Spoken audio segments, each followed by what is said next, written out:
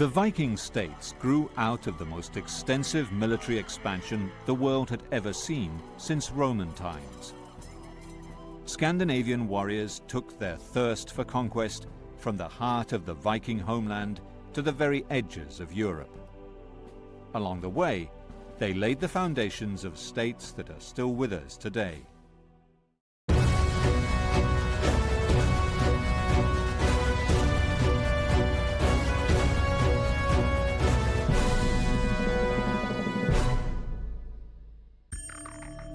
Archaeologists from Moscow, Russia, are washing out the remains of Viking Age tombs near Novgorod on the Great Volkhov River. Discoveries here and elsewhere in Europe are revealing an unknown quality of these Scandinavian adventurers. The merciless pagans built enduring kingdoms and empires all over Europe. So, first they came here to build a state, then they saw that they had opportunities to become rich. Above all, they were adventurers, or people who made a living in this way, such as the clan of Rurik, who brought with them their own druzhina, or band of warriors, who were nothing more than hired mercenaries. What archaeology is very good at is breaking down this idea that the Vikings are compartmentalised, the Anglo-Saxon world is compartmentalised, the Picts and the Celts are compartmentalised, and actually we start to bring that bleeding of the edges together. The 8th of June, 793 AD, marks the opening of the Viking Age. A handful of pirates attacked the holy island of Lindisfarne and left within a few hours. 70 years later, 4 Viking warriors landed with an army. Halfdan, Ivar, Guthrum and Ubba wrote their names in blood as in 865 their band of raiders, known as the Great Heathen Army, made its way to York in northern England. The city was one of 2 capitals of the deeply divided kingdom of Northumbria. The amazing Viking military machine swept away England's part-time armies and pillaged the countryside, mainly churches. Ivar, one of the Viking leaders of the Great Heathen Army, captured the capital of Mercia, here at Repton, central England, and made it into his base. A mass grave found here is dated to 873 AD by an English penny found among the skeletons, spread around a central grave of a tall male warrior, possibly Ivar himself. Nearby, dozens of Viking tumuli found at Heath Wood suggest that this was their military cemetery. In the same year, the followers of another of the Viking leaders, Halfdan, began farming the land of Northumbria to sustain themselves during the long winter. It was the beginning of the Scandinavian settlement of England. Over the next 2 centuries, huge swathes of the British Isles became part of a vast Viking empire. The Vikings made York their capital in England. Peter Connolly is the lead archaeologist on the Hungate excavation site in modern-day York in England, once the capital of a Viking kingdom. York is the dominant urban place in the north of England at that time and has a population of, for sake of argument, 10,000. So extrapolating out into that, when you start to talk about small farmsteads, and small village, hamlets, communities, other small seaside towns, or on rivers. We're not talking a massive population. Hundreds of thousands, say for the north of England into Scotland, but I'd be very surprised if anybody estimated upwards of 1 million. In England, Alfred, King of Wessex, was the last Saxon king to resist the Viking onslaught. His response was to reform his state. He set up a standing army and navy and fortified the towns of southern England. The increased efficiency of Alfred's Wessex not only stopped the Viking conquest, but served as a model for the invaders too. The treaty between Alfred and the last surviving leader of the Great Heathen Army, Guthrum, left a large part of England under Viking control, an area that came to be known as Danelaw. But Guthrum became a Christian. Raiders from Ireland and Scandinavia continued to view York as the capital of a great Viking realm. But Alfred's successors repeatedly repulsed the attacks, and in 920 AD, even the city of York recognized King Edward the Elder as the sole king of England. The Vikings raided Scotland too, capturing the castle at Dunnottar on the east coast and Dumbarton on the River Clyde, mercilessly taking hundreds of slaves to Ireland. The new kingdom of Strathclyde, now in the heart of Glasgow, grew out of the ashes of Dumbarton. Its religious centre was Govan. An early medieval religious site, and is within the kingdom of Strathclyde. There has been the movement of the royal power base from Dumbarton Rock, undoubtedly influenced by the Vikings themselves, in further up the Clyde. Over time, the Northumbrian and Scottish Vikings were converted to Christianity, and the local and Scandinavian cultures merged. You have quite a complex kingdom set up with the Picts and the Scots and the Gaels and Strathclyde and the Northumbrian sort of Anglo-Saxon population as well. So you're getting quite a hot pot of different cultures coming through. The hogsback tombs of Govan were the work of a school of sculptors, evidence of an efficient and prosperous new kingdom. There are obvious connections in the belief systems of the mixture of Strathclyde and Viking Age culture that you see on the west coast of Scotland and you're seeing, say, on the east coast of England. Hogsback tombs in Govan and here in Bolton, North Yorkshire, represent typical Scandinavian longhouses with bears at either end. They show how the Viking motifs continued to be used well after the Scandinavian invaders had been converted to Christianity. Evidence of the dominant Scandinavian culture in York can be seen at the Jorvik Centre, built to house the findings of the Coppergate excavation site.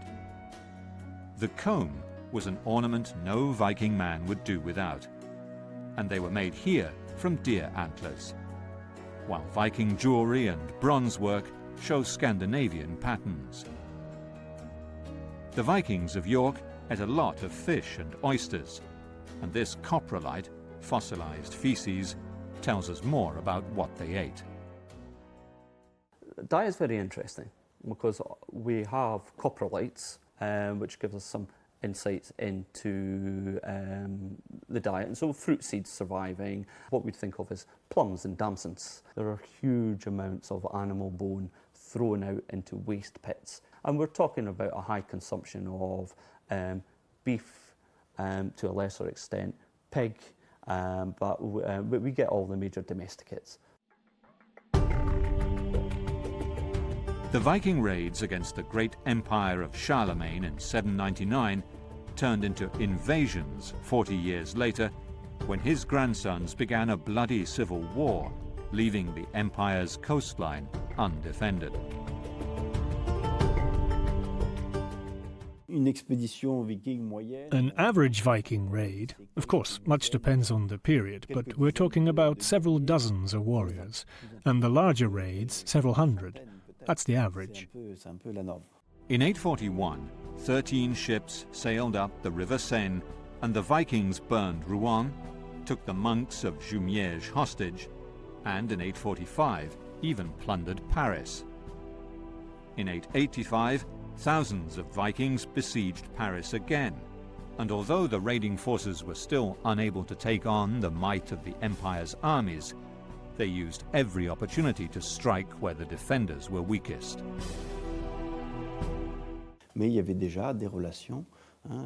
There were already interactions with the Frankish elites. So there was a range of relationships, from political to trade, understandings, and even at times alliances, because it happened that Frankish leaders asked the Scandinavians to work for them as mercenaries. Demande à des Scandinaves de servir comme mercenaires. In 911, the King of France, Charles the Simple, handed over to the Vikings the western seaboard of what is modern-day France, in exchange for their protection against further raids. Their leader, Rollo, became a Christian and gained the administrative tools to build a great kingdom.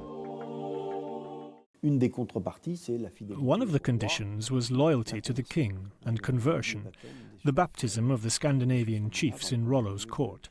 So that seems indispensable if they wanted to settle. Towns like Dieppe, whose name derives from deep in Danish, thrived with new trade routes to the north. The Vikings adopted the local language and merged with the local population, forging a new and powerful state. Even if peace had come to England and France, the politics of the rising kingdoms of Norway and Denmark continued to be played out on the English stage, and the Viking era was far from over. Discover the past with exclusive medieval documentaries and ad-free podcasts presented by world-renowned historians from History Hit. Watch them on your smart TV or on the go with your mobile device. Download the app now to explore everything from our series on medieval pleasures to the notorious Knights Templar, the Princes in the Tower and the Battle of Hastings.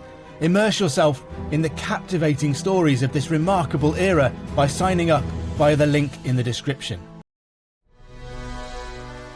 The rise of two aggressive and mutually hostile royal dynasties in Norway and Denmark heavily influenced events in modern-day France and England. In the 870s, King Harald Fairhair used his control of the strategic straits on Norway's western shoreline on Karmøy Island to build a new state, provoking an exodus of warriors forced into a life of a Viking, a word that came to mean adventurer. Marit Vea is the lead archaeologist at the Orvaldsnes excavation on Karmøy Island. The last battle was in Havsfjord, around year 870. And when Harald Fairhair won this battle, he made Arvaldnes into his most important royal estate, because this was where he could control the shipping traffic on the Norwegian coast the best. Events in Norway impacted politics in England too. In 920, Harald Fairhair died, and his son, Eric Bloodaxe, took his place. But he was defeated and exiled by his English-educated brother, Hakon the Good. The fragile peace that had settled on England, Norway and Denmark was about to be shattered. In 847, the restless nobles of Northumbria in England invited the pagan exile Eric to rule over them. They elected him king here at Ripon Cathedral and began minting coins in his name. The Saxon reaction was devastating. King Edred had Ripon Cathedral burned to the ground, and the terrified Northumbrians withdrew their support of Eric, who was killed in battle after a second attempt to win the throne of York. As we shall see, his Danish wife and a brood of dispossessed children thirsted for vengeance. During these upheavals, York continued to thrive, and Saxons and Scandinavians mostly lived in peace. The city of York grew, and the Scandinavian and Saxon populations merged in the most surprising way. Even building materials showed curious interaction between communities. The very first building that we excavated in Hungate, the preservation was very good. We think of these buildings as a big rectangular hole dug into the ground. To stop those earthen sides collapsing, you need to line them with wood and posts. And as our wood technology experts started to remove the boards or clean them up and look at them, he realised that they were all parts of the hull of a ship. These weren't boards from a Viking ship, they were actually from an Anglo-Saxon boat. The building techniques show how society changed over the decades after the fall of Eric Bloodaxe, and a more peaceful period began. When we start to see, say, the sunken feature buildings develop in the latter half of the 10th century, they fit with a sequence of archaeology that we see in places like Oxford and London and Chester, and we're probably seeing a post-Bloodaxe confirmation of a stronger Anglo-Saxon culture starting to move up through the country itself. The Danes in England continued to maintain a separate ethnic identity well into the 11th century. As we shall see, one especially violent incident in an already violent age precipitated a full-scale invasion by the Viking king of Denmark. In an early example of ethnic cleansing, King Ethelred ordered the murder of all Danes in England on St. Brice's Day 1002. Possible evidence of this was found in St. John's College, Oxford, when a car park was being built behind new student accommodation. Mark Pollard is the forensic archaeologist appointed to examine the skeletons. The ditch was outside the city walls, so one assumes that the people were marched out, if they were in the city, were taken out and executed, and then just pushed in the ditch. The most advanced scientific techniques were used to identify who they were and why they died. We first radiocarbon dated a selection of them. We then began to look at the carbon and nitrogen isotopes in the bone collagen, which is an indicator of diet. And we also looked at the strontium and oxygen isotopes in the dental enamel from the teeth, because that gives you some indication of where those individuals grew up. Dating the bodies was complicated by the probability that the victims had a high marine protein diet.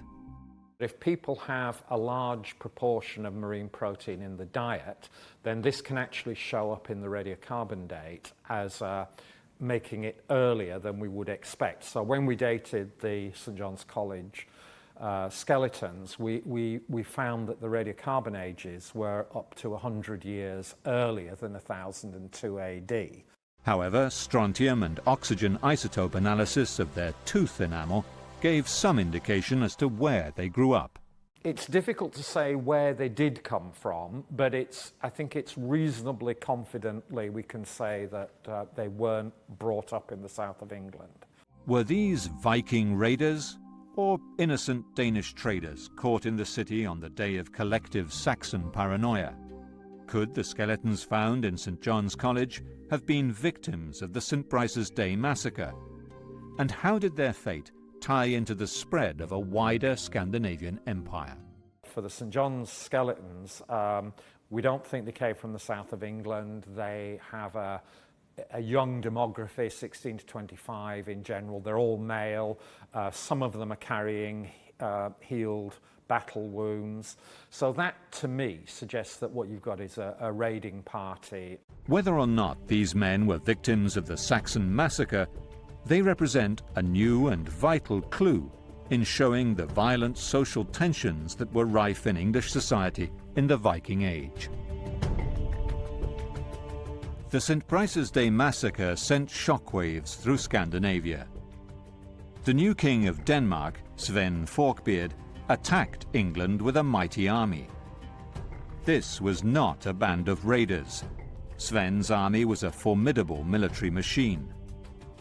Shield wall clashed with shield wall in a war of conquest that left Sven king of England in 1014. His dominions stretched from Poland to England and Norway, and his son Canute inherited the first Viking empire. Sven Forkbeard's wife came from Poland, whose waterways were a vital part of the Viking trade network stretching to the Black Sea. Professor Czeslaw Skrok believes all the evidence points to direct Viking control. It was very quick because it was a small group, about 500 people. They drove in here like a corporation, like the mafia, and they built their own place. Clues pointing to the origins of the Polish nation were found close to the river Vistula, one of the Viking thoroughfares from the Baltic to the Black Sea. Here at Boja, close to the Viking hub of Våklavek, a multi-ethnic cemetery seems to prove this was one of the centers of trade between East and West. Professor Andrzej Bułko excavated the site. There were 4 objects of warriors' equipment in these graves which we searched. They were characteristic because they related to different territories. In one grave we have a Viking's landsacks, dated to the end of the 10th century and the beginning of the 11th. And what we excavated there was connected with the Scandinavian community and warriors from northern and western parts of Europe. Boja was a truly cosmopolitan cemetery, showing how Viking society was based on trade as much as pillage. The fine Frankish amulet holder and Byzantine coins found alongside the central Scandinavian burial show that many cultural influences were at play here. We found artifacts that come from northern, western, southern and eastern Europe. So we can say that in one place we found objects from the whole of Europe that are concentrated in less than 50 square meters. When Sven Forkbeard chose the daughter of the first Polish king, Mieszka, as his wife, he was forging an alliance with one of the gatekeepers of the eastern plains. Czesław Skrok believes Mieszka was a Viking. The important thing about the sister of Bolesław Chobry, I mean the daughter of Mieszko I, Zwiatosława, was that she had a super career. She was the mother of Kings Canute and Harold. They say she was a Slavic woman, but she couldn't have been. She had to be from a Scandinavian family, a very important clan. Jelling, central Denmark, was the heart of Sven Forkbeard's Viking kingdom. This runestone was erected by Harold Bluetooth, Sven's father, and commemorates the last pagan king of Denmark and founder of the dynasty that still reigns over the country today. King Harald bade these memorials to be made, after Gorm, his father, and Thyra, his mother. The Harald who won the whole of Denmark and Norway and turned the Danes to Christianity. Gorm the Old laid claim to the Kingdom of Norway and controlled the southern coastline of Norway and Sweden. His daughter was married to Eric Bloodaxe, and when the Norwegian Viking was killed in England, she sent her children to fight their uncle on Karmøy Island, here on the Blood Heights. They sailed past here over to Avaldsnes and met the then ruling king of Norway, Hakon the Good, in a bloody battle up on these old Bronze Age barrows on the Blood Heath. It was a bloody fight, and that is why it got its name, the Blood Heath. The blood was flowing. Here at the Blood Heights, in view of Hakon's court at Avaldsnes, 3 of Eric's sons perished in battle against their uncle in 953. But Hakon was fatally wounded shortly afterwards, and 2 surviving nephews shared the throne. The wars between Viking warlords in Norway, Sweden and Denmark sent shockwaves throughout Western and Eastern Europe and consolidated the power of the great Viking monarchs.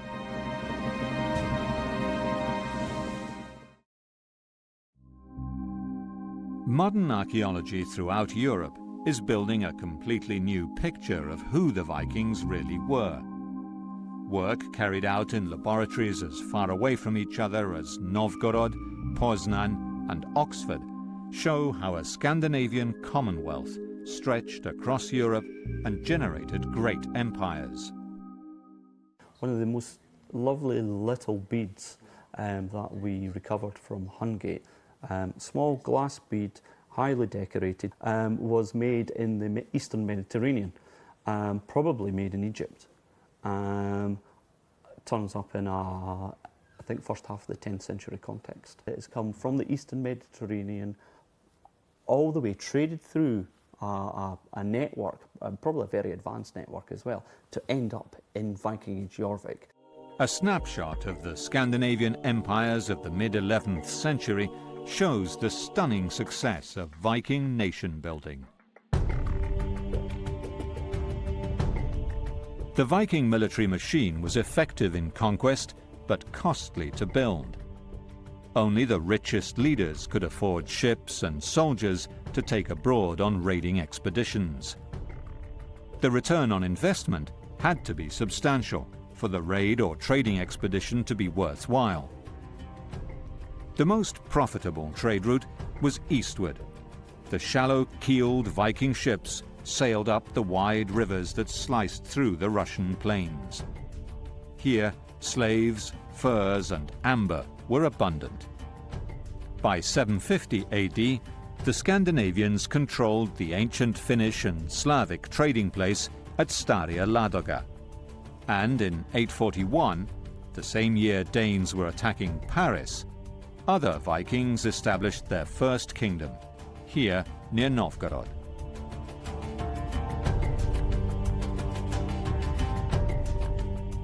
Olesia Rude is the curator of the museum exhibition here, which holds some of the most significant Viking artifacts in Russia. The written chronicles and archaeology tell us that this village was founded by Rurik, one of the Scandinavian lords that were called Rus. He arrived in this area together with his Drusina, a band of Varangians. They had been invited by the elders of the Slavic clans who lived around Novgorod in order to create a power center, let's say to create a stronger administrative center.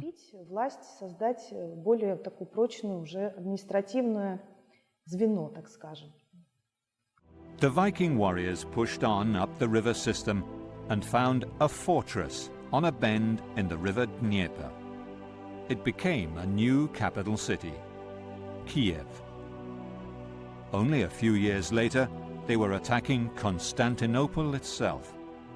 Here, the Vikings were known as Varangians, or Rus. Adrian Salin is a researcher at St. Petersburg University and an expert on Viking Russia. I think that today the majority of researchers believe that the word Rus derives from the word Ruotsi, rowers. Undoubtedly, when we refer back to ancient Russian traditions, the common name Rus, with the small r, referred not to a people, but to a social group. The first chronicle of Viking Russia was written here, in Kiev, in the Monastery of the Caves, by a Christian monk by the name of Nestor. His mummified body still lies exposed for all to see. His chronicle recounts the rise of the House of Rurik, and modern archaeology confirms that the first Russian state was Varangian, or Viking.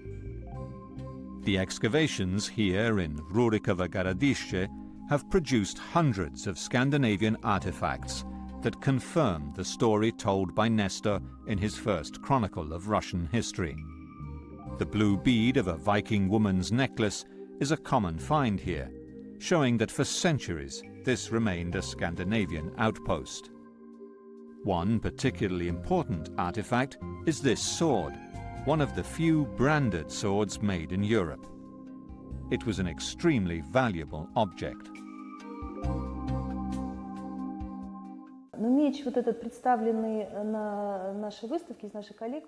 The sword in our collection is interesting mainly because of where it comes from and its shape. It is broken and bent. It comes from a Scandinavian grave. The sword was made in Western Europe, which is clear from the brand of a famous swordsmith of the Rhine Valley engraved on the blade. Albert, who made many swords for export, and many made their way to the east. которая производила много оружия на продажу, и это оружие также поставлялось на восток. С другой стороны, считается, что значительная часть... On the other hand, there is a theory whereby a large portion of the goods exported from Eastern Europe to the Caspian Sea by Scandinavians were slaves, It is said that the Arab slave markets in the 10th century were full of slaves from Eastern Europe. Были переполнены рабынями из Восточной Европы. Rurik's successor, Aljek, who governed the kingdom as regent during the infancy of Rurik's son, Igor, is buried in this mound at Staria Ladaga. In 907, Aljek led an army of Rus to attack Constantinople and captured the city by carrying the light ships around the sea defenses. The trade agreement they extracted legitimized the line of Rurik as kings of Kiev and Novgorod.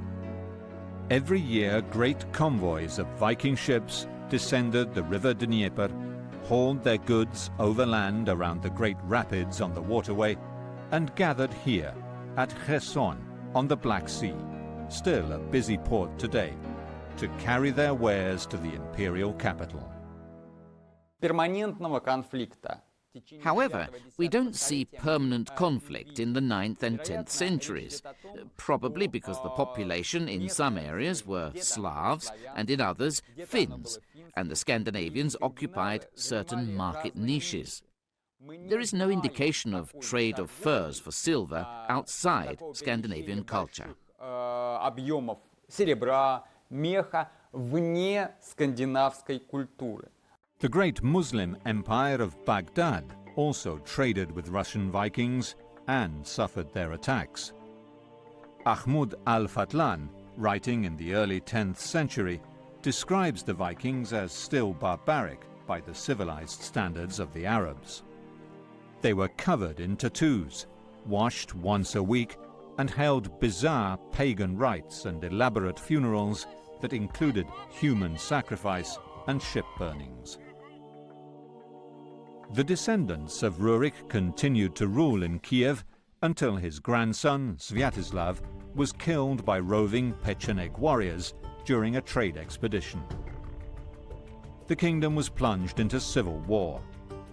Vladimir, his natural son, defeated the legitimate heirs and became king, and in 988 converted to Christianity and married the sister of the Byzantine emperor, further legitimizing the House of Rurik as rulers by God's will. Vladimir and his successor Yaroslav continued to foster their bonds with Scandinavia and drew on the Viking homeland for warriors and goods to trade along the rivers of a vast Viking empire that stretched from the Atlantic to the Caspian Sea. The final drama of the Viking epic played out along the waterways of northern and eastern Europe. The story takes us back to the frozen north, where the sons of Eric Bloodaxe ruled after a long drawn-out civil war with their uncle. The kingdoms of the Scandinavian north and east suffered years of civil war that threw up some of the greatest leaders of the whole Viking epic. Legend has it that Astrid, daughter-in-law of Harald Fairhair, fled from the wrath of the sons of Eric Bloodaxe with her 3-year-old son, Olaf Tryggvason, to join her brother in Kiev, but fell prey to pirates, and little Olaf was made a slave. 6 years later, he was freed by his uncle, who raised him in Novgorod.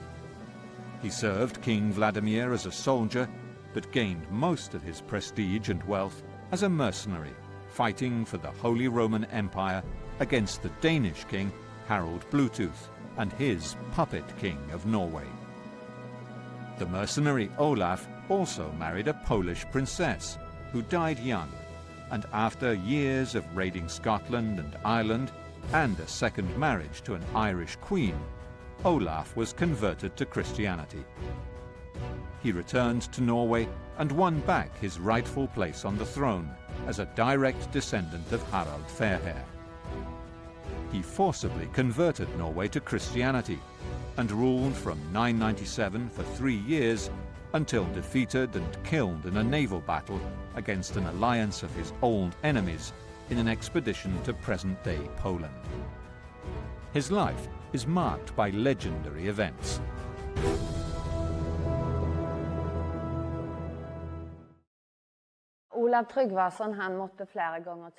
Olav Tryggvason had to battle with heathen powers here at Avaldsnes several times. He was here with his men. I think there were 300 of them. And then a ship came into Avaldsnes with seers and other sorcerers. And they came to curse the king. They threw out a magical black mist.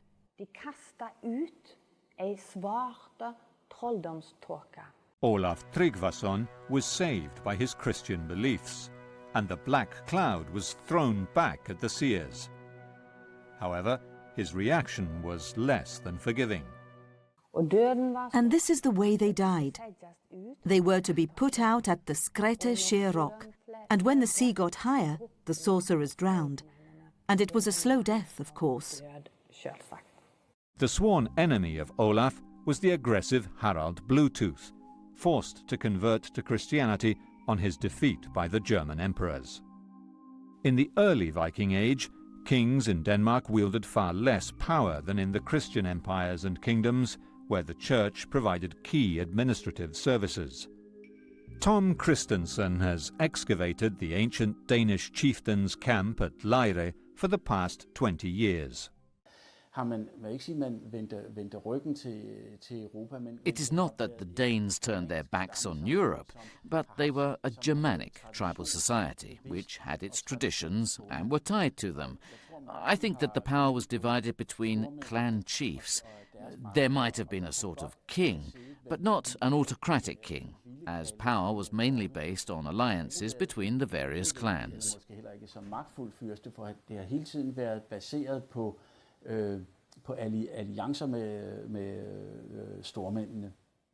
These enormous mounds at Jelling are at the center of the largest ship setting in Scandinavia and must have represented an important pagan shrine. Evidence that Harald actually did control the whole of Denmark are these fortresses, called Trelleborgs, spread around his realm that stretched into modern-day Sweden. Each fort was circular, with 4 doors and longhouses in each quarter. Although Bluetooth was nominally Christian, here in Trelleborg, the remains of 2 children thrown into a well at the age of 4 show that human sacrifice continued far into his reign.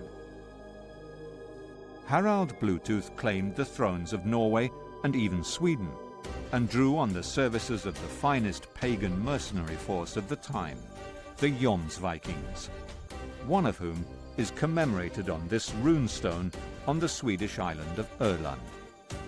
Based in present-day Berlin, they remained Bluetooth's allies till the end, well after he was deposed by his own son, Sven Forkbeard, in 998. He is buried in Roskilde, the first Christian parish in Denmark.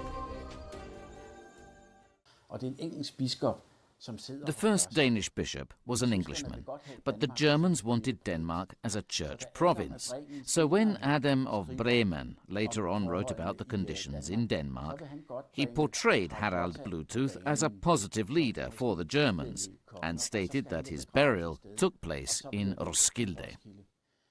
The Swedish, Danish and Norwegian kings looked eastwards to the great plains of Poland and Russia for their wealth, and sent men and goods down the great rivers to Constantinople, where they traded with the great empire and served as mercenaries in the imperial Varangian Guard. Nearly 3 centuries after the first recorded Viking raid in England, the epic of the Norsemen reached its climax. This runestone in the churchyard of Tumbo, Sweden, commemorates a Viking warrior who died in the service of the Greek emperor. Another, near Uppsala, commemorates a great captain. Across Scandinavia, memorial stones like this bear testament to Viking soldiers who fought in the Mediterranean. The elite Varangian Guard fought along the empire's frontiers, and in Italy clashed with descendants of other Northmen who had built a home in France. The Palace of the Normans in Palermo is a monument to the audacious Norman mercenaries who became kings of southern Italy. 2 brothers from Normandy, descendants of the Viking invaders, came with their men to fight the Greeks in 1014 and stayed. They emerged the final victors after a series of long drawn-out wars in southern Italy in the early 11th century. Count Robert of Hauteville finally pushed out the Arabs from Sicily to become king. He was crowned here, in the palace of the Normans, by the powerful Bishop of Palermo. The Norman rule over Sicily was famous for its tolerance and openness to trade with the Arab world. Even farther east, in the bustling metropolis of Constantinople, a Norwegian mercenary commanded the imperial guard, known as the Varangian Guard. Harald Hardrada was an heir to the Norwegian throne, but working for hire in Constantinople.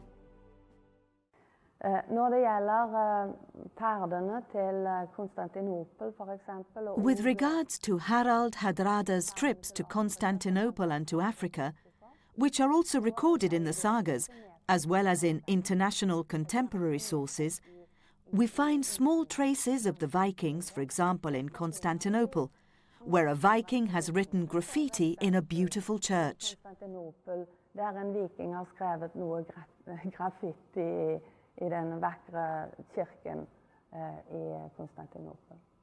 In 1046, Harald Hardrada turned his sights back to the homeland of Norway, where his nephew, Magnus the Good, had been elected king. Following the Viking river passages through Russia and up across the Baltic, Hardrada made his way back to Scandinavia, where he attacked Denmark and cut a deal with Magnus to rule jointly. When Magnus died, Hardrada became the sole king. Harald's reign in Norway and Denmark was one of peace and prosperity, with the emergence of churches, towns, and thriving trade and minted money. Hardrada's ambition was to recreate Canute's North Atlantic Empire. He claimed the Danish throne and then was invited by the exiled half-brother of the English king to take the English throne as well. In 1066, Harald set sail from Norway. Other powerful kings had their eyes on the English throne. In Normandy, Duke William had been promised the throne, and now was preparing to take it by force. In William's view, King Harold Godwinson of England was a usurper. The Bayeux Tapestry supports William's claim to the English throne and describes how he went about winning it for himself. The Duke of Normandy could count on important allies in his bid. On the 12th of August 1066, William's fleet sailed up the coast of France and stopped in the ports of Normandy as it collected soldiers from the Viking settlements. The Norman Armada landed at Pevensey on the 28th of September and made its way to Hastings.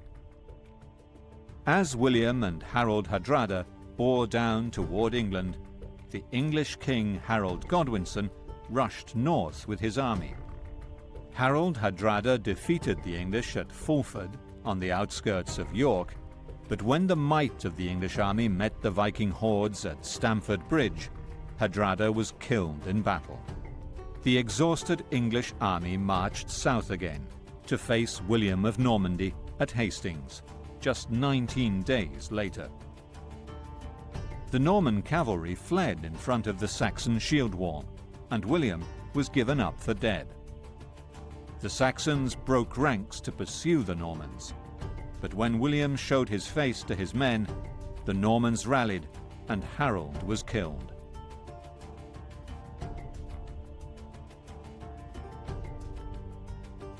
William was crowned King of England on Christmas Day, 1066. William, a descendant of the Northmen, was now King of England. Viking kingdoms would flourish, stabilize, and become Christian in Denmark, Norway, Sweden, southern Italy, England, Scotland, and Ireland. But the largest kingdoms took root in the far-flung steppes and forests of Poland and Russia, where Rurik's descendants ruled for another 400 years.